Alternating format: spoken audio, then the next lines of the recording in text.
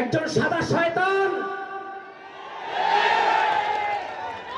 যারা 1971 সালের মহান মুক্তিযুদ্ধে রাজাকারের ভূমিকায় ছিল,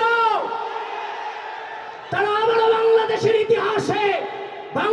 ইতিহাসকে 54 বছর পরে বিকৃত করতে চায়, আমার মহান মুক্তিযুদ্ধকে বিকৃত করতে চায়।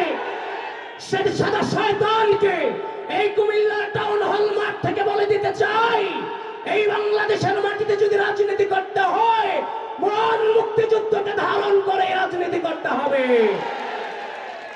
এই মহান মুক্তিযুদ্ধকে ধারণ করে বাংলাদেশে জন্মগ্রহণ করেছি এবং সেই মহান মুক্তিযুদ্ধের চেতনাকে ধারণ করে 24-এর গণঅভ্যুত্থানে রাজপথে জীবন বিলিয়ে দেওয়ার জন্য প্রস্তুতি নিয়েছিলাম।